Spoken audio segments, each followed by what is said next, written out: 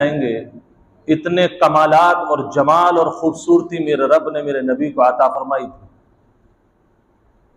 हसनत जमीउ खिसालिही, जितनी भी खसलतें आप किसी एक इंसान में पॉसिबल समझ सकते हैं, आपको लगता है कि ये खूबी भी किसी इंसान में हो सकती है, एक ये भी खूबी है जो बहुत कम लोगों में होती है, एक ये खूबी है जो किसी एक में होती है, उन तमाम खूबियों को जमा कर लो, अगर उसका मुजस्समा देखना हो तो मोहम्मद रसूलुल्लाह सल्लल्लाहु अलैहि वसल्लम को देख लो।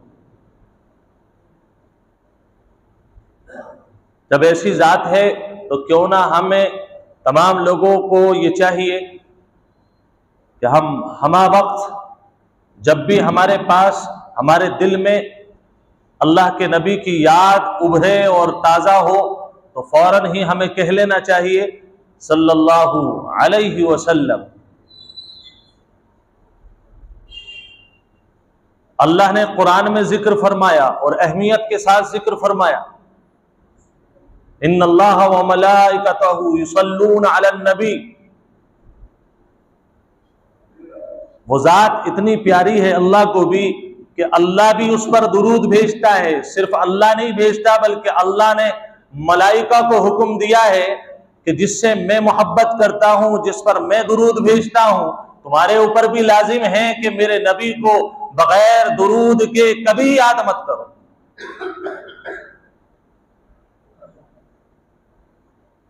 उस जात की किताब हयात हम चंद हफ्तों से खोल करके देख रहे हैं। मैं समझता हूं कि हर जुमे में हमें अपने नबी से एक अलग सी मोहब्बत महसूस होती होगी। आज हम अपने नबी मोहम्मद रसूलुल्लाह सल्लल्लाहु अलैहि वसल्लम की जो 12 साल से आगे की उम्र है, उसमें आका ने हमारे लिए क्या कुछ छोड़ा है वो समझने की कोशिश करते हैं। आपका जो पहला सफर मुल्क शाम का हुआ, जो आपके चचा हैं, दादा के इंतकाल के बाद परवरिश किसके हक में आई? चचा के हक में आई। हजरत अबू तालिब ने वो जिम्मेदारी इतनी बखूबी निभाई कि वालिद यानी आका अलैहिस्सलातु वस्सलाम के दादा हजरत अब्दुल मुत्तलिब जिन जिन सिफात को लेकर के आप हुक्म देकर के गए थे कि मेरे पोते को ये परेशानी नहीं आनी चाहिए, यहां पर आपको मुरव्वत दिखानी है, या इन्हें कोई तकलीफ नहीं आनी चाहिए, वो तमाम तर जितने भी नसाए थे वो भी और उसके अलावा भी चचा अबू तालिब ने वो तमाम शफकतों की बौछार कर दी, बारिश कर दी अपने भतीजे के ऊपर कि जिस वक्त से परवरिश की जिम्मेदारी आई है और जब चचा इस दुनिया से गए हैं उस वक्त तक आखिरी लम्हे में अपने भतीजे की का डिफेंस करते हुए, अपने भतीजे के दीन का डिफेंस करते हुए और उनके जो मानने वाले उनका डिफेंस करते हुए दुनिया से गए। बस कलक इतना है कि खुद ईमान ना ला सके। चचा ने जो मोहब्बत की सबसे पहली सीढ़ी जो है वो था ये सफर शाम। मुल्क शाम को जा रहे थे तिजारत की गर्ज से, इरादा ये था किसी को साथ नहीं लेंगे, और खास तौर पर बच्चों में हुजूर पाक सल्लल्लाहु अलैहि वसल्लम के बारे में ये फैसला हो चुका था कि इनकी परवरिश की जिम्मेदारी जरा ज्यादा है, इसलिए इन्हें तो किसी हाल में भी साथ में लेकर नहीं जाना है। कहीं कोई 19-20 बात हो जाएगी तो वालिद मोहतरम से जो मैंने वादा लिया है उस वादे में कहीं ना कहीं कोता हो जाऊंगा। दूर दूर तक ख्याल नहीं था कि इनको लेकर के जाना है। असहाब सियर लिखते हैं जैसे ही चचा ने अपना रख्ते सफर बांधा, ऊंटों को तैयार किया और बिल्कुल एकदम तैयारी, जस्ट जाना है, निकलना है, उस काफिले के पास मोहम्मद रसूलुल्लाह सल्लल्लाहु अलैहि वसल्लम आ गए। 12 साल की उम्र है, जिनके साथ में रात को सोते हो, जिनके साथ बैठते हो, बच्चों को उन लोगों से बड़ी मोहब्बत होती है जो ज्यादा शफकत दिखलाता है। हजरत अबू तालिब कहते हैं मैंने बिल्कुल फाइनल डिसीजन था मेरा कि मैं लेकर के नहीं जाऊंगा, लेकिन भतीजे के ऊपर और उसके चेहरे की अफसुर्दगी पर जब मेरी नजर पड़ी है, दिल बिलक करके रह गया। और जब उन्होंने कहा कि मैं भी जाना चाहता हूं, सारे प्लानिंग एक तरफ, सारे लोगों से कहा कि अब मेरे साथ मेरा भतीजा जरूर जाएगा, क्योंकि सफर में इसकी मोहब्बत मुझे रहने नहीं देगी। ये चेहरा जो इस वक्त इसका अफसुर्दा है, जब जब भी मुझे याद आएगा मुझे अंदर से तकलीफ होगी कि मैं अपने भतीजे को बिलकता हुआ अफसुर्दा खातिर क्यों छोड़ करके आया हूं। सारे लोगों से कह दिया मेरे साथ अब मेरा भतीजा भी जाएगा। असहाब सियर कहते हैं कि वो चलते चले गए, बसरा पहुंचे, जो मुल्क शाम का एक शहर है। वहां जाकर के एक जगह जहां उनका पड़ाव होता है, पहले जो आप देखते हैं सराय हुआ करती थी। ये तो नवाबों के दौर में सराय पुख्ता हो गई थी कि यहां पर जो है सराय बनी हुई है, कुछ अच्छे दिल वाले नवाब आए तो उन्होंने वहां कोई छपरा डलवा दिया, पानी का इंतजाम करा दिया। लेकिन उससे भी पहले का अगर आप दौर देखते हैं तो एक घना सा दरख्त, कोई सायेदार चीज, वहां पर लोग अपना रुका करते थे। पता है यहां पर काफिला आकर के रुकेगा। असहाब सियर कहते हैं कि जब काफिला बसरा पहुंचा है तो आपने जो आम सराय होती हैं वहां चर्च था, चर्च के पास जाकर के चचा अबू तालिब ने अपना काफिला रोक दिया, उतर गए, सब बैठ गए। वहां चर्च में एक पादरी रहा करता था, राहिब रहा करता था, जिसको राहिब अगर आप हिंदी वर्ड में आप उसको सुनना चाहें तो सन्यासी। इस्लाम में सन्यासी होने का कोई तस्वुर नहीं है। रहबानियत इस्लाम में अल्लाह के नबी मोहम्मद रसूलुल्लाह सल्लल्लाहु अलैहि वसल्लम ने साफ अल्फाज में फरमा दिया कि इस्लाम के अंदर रहबानियत की कोई गुंजाइश नहीं है। अल्लाह के यहां वो बंदा सबसे ज्यादा मकबूल होता है जो दुनिया की जिम्मेदारियों के साथ साथ अल्लाह को राजी करता है। थैला उठाया, बच्चों को छोड़ा, सब कुछ छोड़ा, जाकर के जंगल में पड़ गए। बहुत सारे लोगों का आज भी ये मानना है कि शायद घर गृहस्थी को छोड़ देंगे तो अल्लाह वाले बन जाएंगे। तसव्वुर ही नहीं है।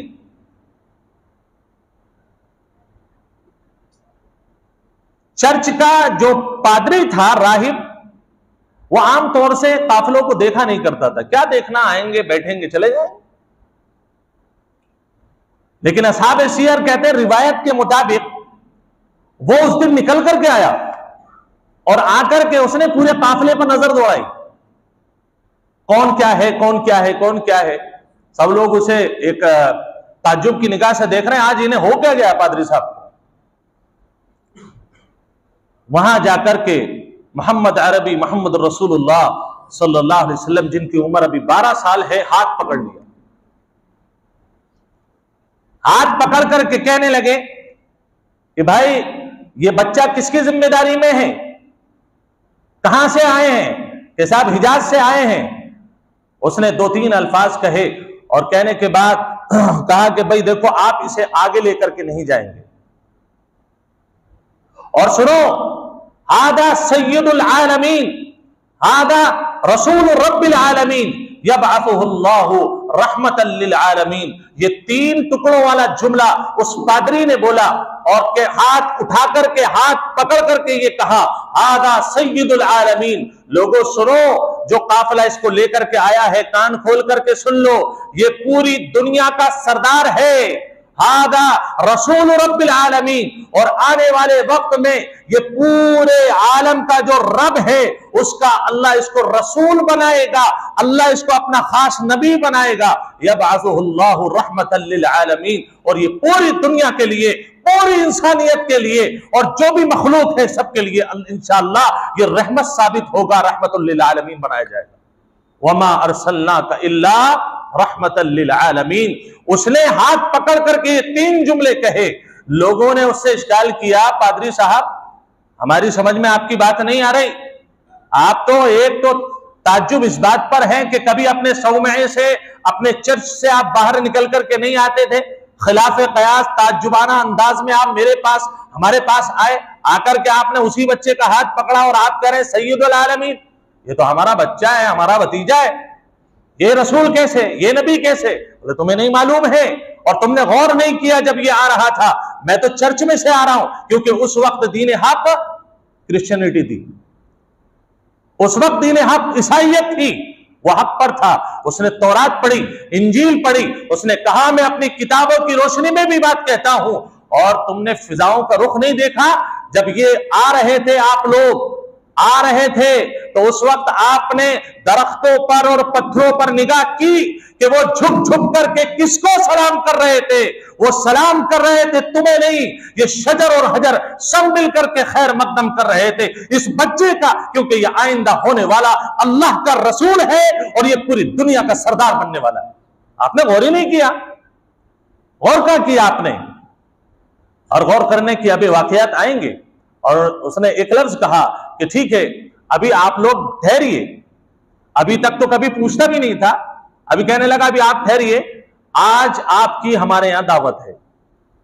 भाई जिसे ये पता चल जाए कि वक्त का रसूल, वक्त का नबी मेरे गरीब खाने पर आया है, या नबी के गुलामों का गुलाम आया है और मेरे दरबार पर आया है, मेरे दस्तरखान इतना महरूम भी नहीं रहना चाहिए कि अल्लाह और उसके रसूल की मेहमान नवाजी से ये महरूम रह गया तो दुनिया में कोई भी इज्जत इसको मिलने वाली नहीं। कहने लगे आज आपकी दावत है और दोपहर की दावत है।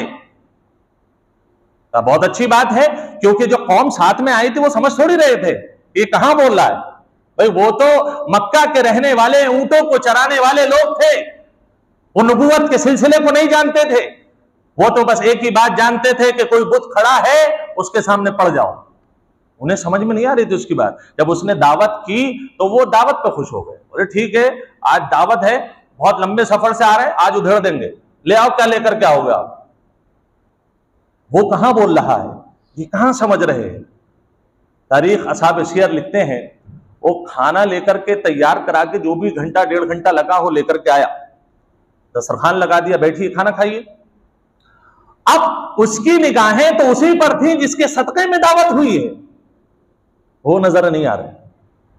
मोहम्मद रसूलुल्लाह सल्लल्लाहु अलैहि वसल्लम उस मजमे में नहीं। कहने लगे वो बच्चे कहां है, बच्चे कहां है? वो लोगों ने कहा, क्योंकि उन्हें बात पूरी समझ में नहीं आई थी, वैल्यू समझ में नहीं आई थी, उन्होंने नॉर्मली जवाब दिया कि भाई वो ऊंट जरा भूखे थे, उनको चराने के लिए औरों के साथ उनको भी भेज दिया है। और सर पकड़ करके बैठ गया। कितना समझाया इन्हें, इनके समझ में नहीं आ रहा। भेजो एक आदमी को, बुला करके लेके आओ उस बच्चे को जिसके सदके में तुम्हें सब कुछ मिला, उसका सदका तुम्हें समझ में नहीं आ रहा है। बुला करके लाया गया। हुजूर पाक सल्लल्लाहु अलैहि वसल्लम, जो अब तक नबी नबूवत का ऐलान नहीं हुआ, आप आए, आपने आकर के देखा दरख्त के नीचे जो साया था, दोपहर का वक्त साया था, उस साये में तो सारे काफले वाले बैठे हुए थे। आका अलैहिस्सलातु वस्सलाम उनकी नजर में वही पुराने बच्चे थे, कोई बैठने की भी जगह नहीं दे रहा। बोले भाई पहले बड़ों को बैठने दो, आप कहीं और जगह देख लो। तारीख असहाब सियर लिखते हैं उन्हें इतनी भी पहचान नहीं थी कि इंसान उम्र से बड़ा नहीं होता है, अपने कमालात से बड़ा होता है। दाढ़ी सफेद तो बहुत सारे लोगों की है, लेकिन हर सफेद दाढ़ी वाले को देख करके कोई घर के या मोहल्ले के मुअज्जज लोग खड़े हो जाएं, ये अल्लाह मुकद्दर में किसी किसी के लिखता है और वो उसके कमाल की वजह से होता है। वो नहीं समझ पा रहे थे। हुजूर पाक सल्लल्लाहु अलैहि वसल्लम को कहीं जगह नहीं मिली। आप अलैहिस्सलातु वस्सलाम भी अपने आजिज़ाना अंदाज में आप एक जगह को धूप में बैठने लगे।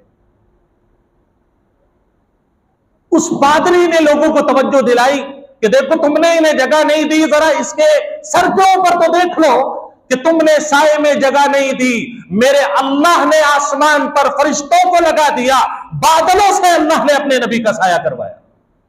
सब लोगों ने देखा। तारीख कहती है कि हुजूर पाक सल्लल्लाहु अलैहि वसल्लम का बचपन में भी अल्लाह ने इतना ख्याल रखा, तुम मेरे नबी को इज्जत दो या मत दो, जिसने उसे नबी बनाया है वो उसके साथ हर वक्त है। तुमने दरख्त का साया हासिल किया, अल्लाह तबारक व तआला ने उसके लिए आसमान के बादलों को साया फगन बना दिया। ये अल्लाह को अपने नबी से मोहब्बत थी, उसने दिखलाया बाज़ाब्ता। हुजूर पाक सल्लल्लाहु अलैहि वसल्लम का ये मुअज्जा देख करके उस पादरी ने फिर कहा, अच्छा ये बताओ इसका वली कौन है, जिम्मेदार कौन है? लोगों ने इशारा किया ये अबू तालिब चचा है, सगे चचा है। कहने लगे चचा जरा थोड़ी सी बात सुन लीजिए मेरी। कहने लगे क्या है? इस बच्चे को आगे मत लेकर के जाना, मेरी किताबें मुझे बता रही हैं, तौरात और इंजील मैंने पढ़ी है, मैं आलिम हूं अपने फन का, मुझे मालूम है कि अब अगर ऐसे आगे लेकर के गए तो मेरी कौम के जो लोग आगे हुक्मरान बने हुए बैठे हैं, जिन्होंने दीन का अपने ऊपर ठेका ले रखा है, वो इंतजार में हैं, अपनी छुरियां और अपनी तलवारें उन्होंने तेज कर रखी हैं। उन्हें हसद इस बात पर है कि एक नबी आने वाला है। हसद यह है कि वो नबी मक्का और हिजाज में पैदा होगा और वहां उनका खानदान नहीं है। वो चाहते ये हैं कि वो आखिरी नबी हमारे खानदान में आता, लेकिन किताबें ये कह रही हैं वो हिजाज में पैदा होगा। ये बुग़्ज़ और अदावत है। वो ये चाहते हैं जब नबी नबूवत हमारे खानदान से जा रही है तो अब हम उस नबी को जिंदा रहने नहीं देंगे। ये प्लानिंग है उनकी। रोमन एम्पायर पूरा लगा हुआ था, दावत खाकर के निपटे, और वो अभी समझा ही रहे थे। इतने में 6-7 लोग बादशाह की तरफ से, ईसाई बादशाह की तरफ से आ गए, ढूंढते ढूंढते। पादरी ने, राहिब ने कहा, वहेरा राहिब, वहेरा नाम था उनका, कहां जा रहे हो? वो समझ गए पुलिस की वर्दी में थे। कहां जा रहे हो? कहने लगे भाई एक आदमी की तलाश है, हुक्म जारी हुआ है बादशाह सलामत की तरफ से कि कोई एक नया आदमी आएगा और किताबों के अकॉर्डिंग वो नबी बनेगा और उसका एक सफर, सबसे पहला सफर यहां बसरा में होगा। उसने पूरी आवाम के जितने सिपाही थे उसके पास, और जो वो लगा सकता था, पूरे शाम में, पूरे मुल्क के शाम के अतराफ में उसने छोड़ रखे हैं। जहां जिसको वो नबी मिले वो उठा करके ले आए, बल्कि ये लिखा हुआ है किताबों में, उठा करके भी ना लाए, जहां मिले वहीं पर कत्ल कर दो। नाउज़ुबिल्लाह। राहिब ने तवज्जो दी, अबू तालिब से कहा, जनाब मैंने आपसे कहा था कि इनके दुश्मन आगे बहुत बैठे हुए, आप इनको खुदा के वास्ते, अल्लाह के वास्ते, इतनी कस्में दी उस राहिब ने कि अबू तालिब के भी दिल में बात आ गई। कहने लगे ठीक है, मैं आगे नहीं जाना, भेजता इसको। 2 लोगों को पकड़ा, अबू बकर और हजरत बिलाल को, दोनों लोगों को पकड़ कर, क्योंकि जब तक तो ईमान का कोई तस्वुर नहीं था, इन दोनों लोगों को पकड़ा, कहा कि भाई इनको वापस ले जाओ, किसी की बात माननी भी चाहिए, किसी की बात माननी भी चाहिए। वो लेकर के चले गए। ये सफर पूरा ऐसा रहा कि पूरी दुनिया ने, आसमान और जमीन के फरिश्तों ने देखा कि अल्लाह तबारक व तआला ने गैरों के दिलों में भी मेरे नबी की वो मोहब्बत डाली, जिसने जहां देखा वो फरिश्ता हो गया। हुजूर पाक सल्लल्लाहु अलैहि वसल्लम का ये जो सफर है, इसने ऐलान कर दिया था कि हादा सय्यदुल आलमीन, हादा रसूल रब्बिल आलमीन, यबअतुहुल्लाहु रहमतन लिल आलमीन। मेरे नबी के क्या कहने हैं कि बचपन में भी वो कमाल, जवानी में भी वो कमाल, जो देखता वो फरेफ्ता हो जाता। उस नबी पर दुरूद ना भेजे तो किस पर भेजेंगे? सल्लल्लाहु अलैहि वसल्लम। हुजूर पाक सल्लल्लाहु अलैहि वसल्लम वापस आए, आकर के आपकी उम्र तकरीबन 14 साल को होने को जा रही थी। एक जंग बड़ी मशहूर हो गई थी, कबीला कैस और कबीला कुरैश के दरमियान में। 2 लफ्ज बोल रहा हूं। उसे हर्बुल फुज्जार कहा जाता था। जवानी में भी अल्लाह ने अपने नबी को महफूज रखा था गलत बातों से। उसकी मैं मिसाल दे रहा हूं। हुजूर पाक सल्लल्लाहु अलैहि वसल्लम का जो खानदान था, उस खानदान में और कबीला कैस में लड़ाई छिड़ गई। अच्छा, लड़ाई ऐसी वैसी नहीं होती थी कि भाई 2-4 गालियां बक दी, उल्टा सीधा कह दिया, एक आध थप्पड़ मार दिया। वहां का ये मामला नहीं था। वहां तो जहां देखो वहीं शूट कर दो, ये वाला मामला था।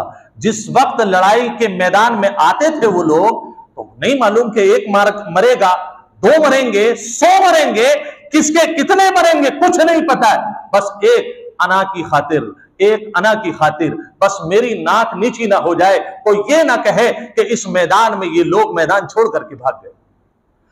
जब ये लड़ाइयां शुरू हुई, हुजूर पाक सल्लल्लाहु अलैहि वसल्लम भी उस लड़ाई में बचपने की हालत, 14 साल की थे।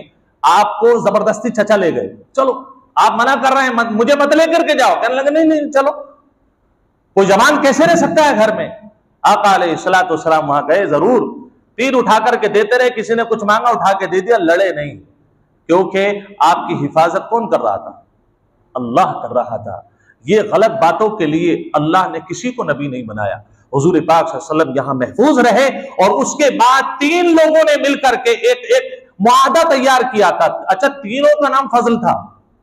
ये जो लड़ाइयां हो रही थी आपसे खानदानी लंबी लंबी लड़ाइयां थी, उसके लिए वो लोगों में जो अच्छे समझबूझ वाले लोग थे उनमें से 3 लोग खड़े हुए। उसमें से फजल बिन फुजाला, फजल बिन विदा, फजल बिन हारिस, ये 3 लोग ऐसे थे जिन्हें लगता था यार ये गलत हो रहा है, लड़ाई नहीं होनी चाहिए, हम आपस में एक ही तो है, ये बातें चलती थी। उन्होंने एक एग्रीमेंट तैयार किया, मुआहदा तैयार किया और वो मुआहदा कुछ दिन तक चला, फिर वो खत्म हो गया। अब ये जो लड़ाई हुई है इसके बाद जुबैर बिन अब्दुल मुत्तलिब जो हुजूर पाक सल्लल्लाहु अलैहि वसल्लम के चचा थे, उनके दिल में वो फजल वाला दाइया पैदा हो गया। कहने लगे साहब ये लड़ाइयां तो बहुत गलत हैं, ये खत्म होनी चाहिए। उन्होंने फिर एक मुआहदा रखा और मुआहदा एक शख्स के घर में मीटिंग बुलाई। अच्छा, ये जो मुआहदा पंचायत है दौरे अव्वल से चली आ रही है। उसके अंदर एक शख्स थे अब्दुल्ला बिन जदआन, जो हजरत आयशा रदी अल्लाह तआला अन्हा के चचाजाद भाई हैं। बड़े अच्छे आदमी थे, बड़े सखी आदमी थे। उनके घर पर ये मीटिंग हुई और उस मीटिंग के अंदर ये तय हुआ कि अब ये कत्ल क़िताल खत्म करो, आपस में सुलह करो, मामला बिल्कुल साफ करो, हम एक कौम बनकर के रहेंगे। ये सुलह अल्लाह के नबी सल्लल्लाहु अलैहि वसल्लम फरमाते हैं मैं इस सुलह के अंदर मौजूद था और खुदा की कसम उस सुलह के बदले में अगर मुझे कोई सोना दे, उस सुलह के बदले में अगर कोई सुर्ख ऊंट देता, मैं सुर्ख ऊंट को ठोकर मार दूंगा।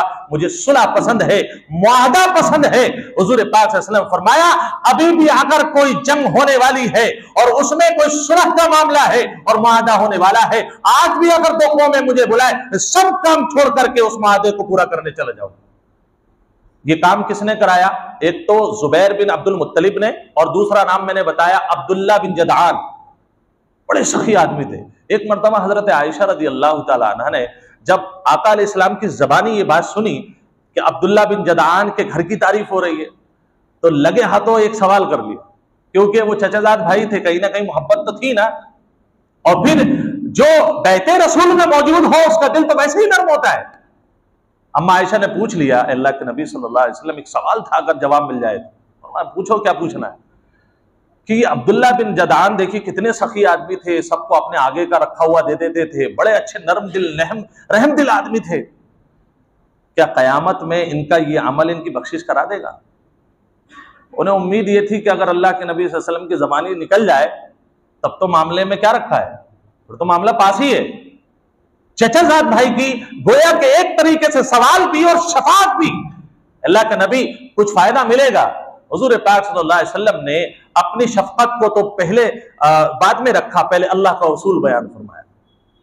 देखो उसने ये नहीं कहा रब्बिग़फिरली खतीअती यौमद्दीन, अगर वो ये कह देता अपने अल्लाह से ए अल्लाह क़यामत के दिन मेरे गुनाहों को माफ कर देना, खुदा की कसम एक बार भी कह देता तो अल्लाह तबारक व तआला जिंदगी भर के गुनाहों को माफ कर देता।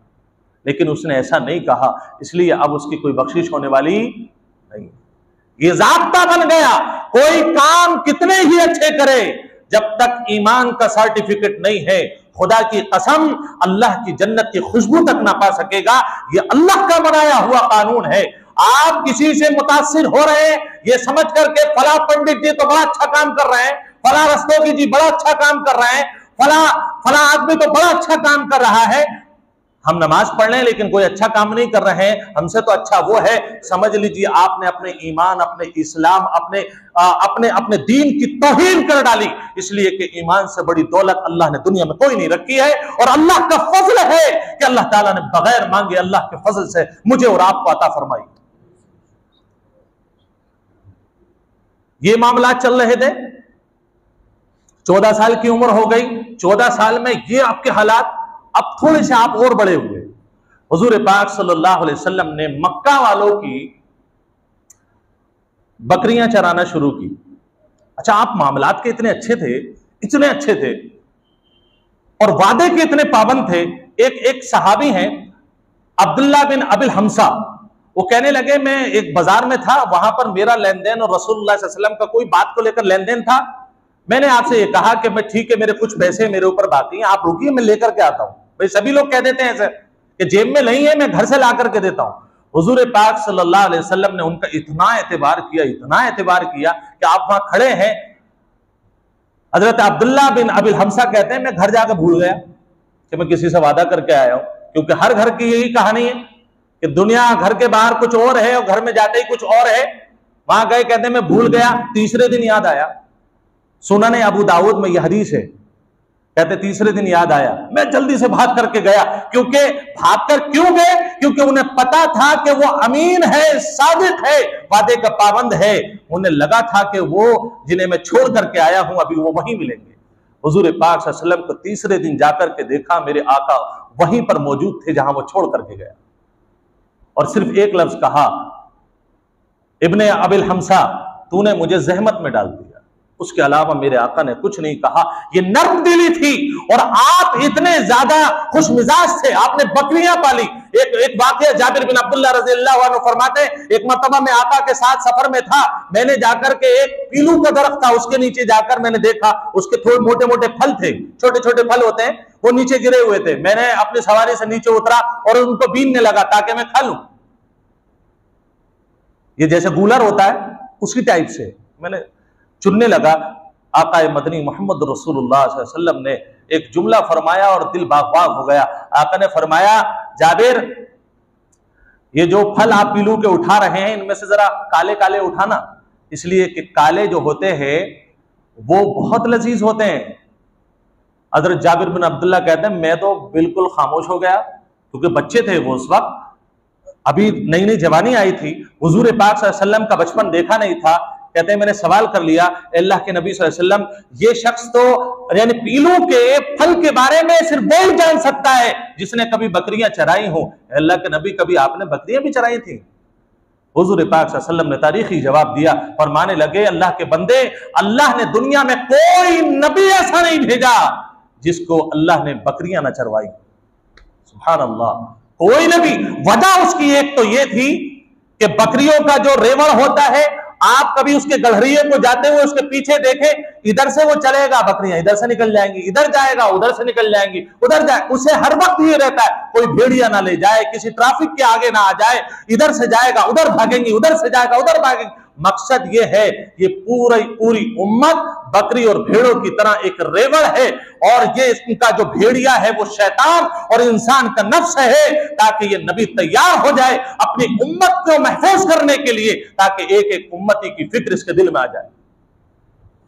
हुजूर पाक सल्लल्लाहु अलैहि वसल्लम का ये जो अंदाज था, ये आपका वालिहाना और मोहब्बत भरा अंदाज, मुझे ये बात कहे बगैर मैं रहूंगा नहीं।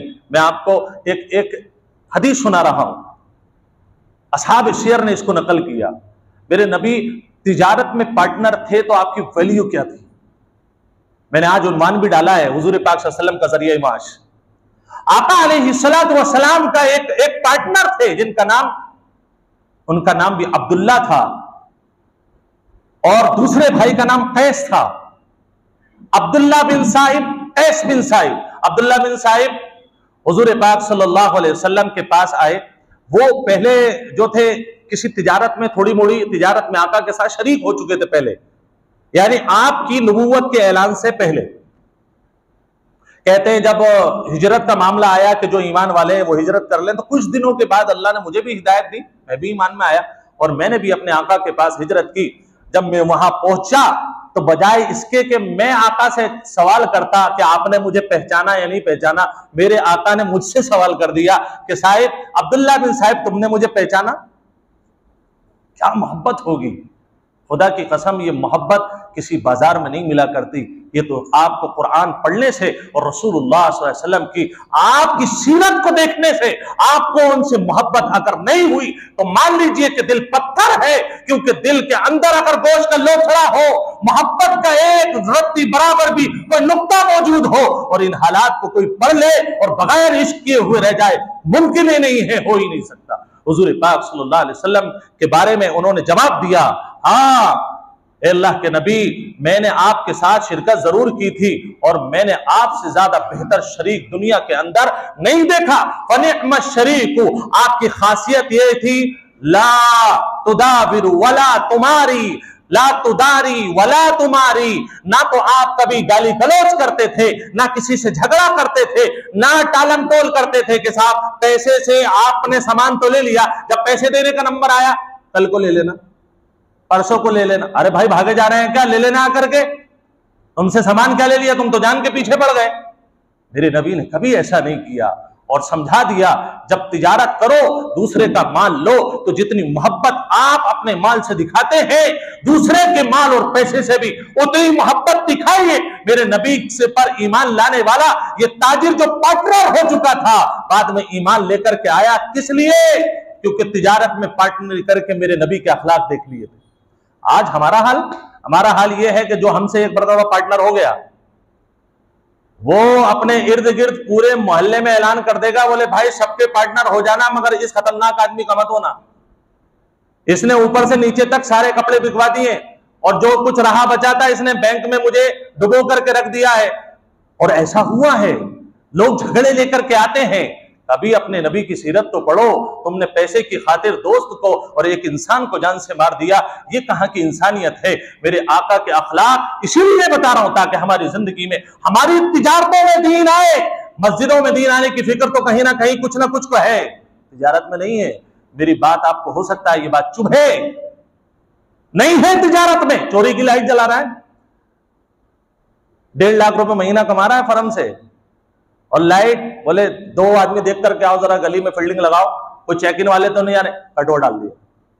ये जो 1.5 लाख रुपए तुम खा रहे हो और ये अल्लाह के नबी की सीरत तुमने अपनाई है, और तुम कहते हो कि हम अल्लाह के नबी के मानने वाले हैं, हम अल्लाह के नबी को दिलो जान से मोहब्बत करते हैं। मेरे नबी ने ये समझा दिया जिसका जो हक है वो आपको देना पड़ेगा। ये नहीं कह सकते आप कि सरकार हमारे ऊपर जुल्म कर रही है हम भी बदला लेंगे। अगर बदला लेना है तो चलो मीडिया वालों को बुला रहा हूं, आपके दिल में जितनी भड़ास है निकाल करके दिखा लें। आपने बिजली इस्तेमाल की है, आपको पैसा देना होगा, नहीं दोगे यहां नहीं दोगे आखिरत में दोगे। रोल मॉडल हमारा एक ही है, अल्लाह के बाद मोहम्मद रसूलुल्लाह सल्लल्लाहु अलैहि वसल्लम। तिजारत की जिंदगी मैंने आपको बतला दी। अल्लाह तबारक व तआला हमें कहने सुनने से ज्यादा अमल की तौफीक नसीब फरमाए। आमीन। वाखिर दावाना अल्हम्दुलिल्लाहि रब्बिल आलमीन।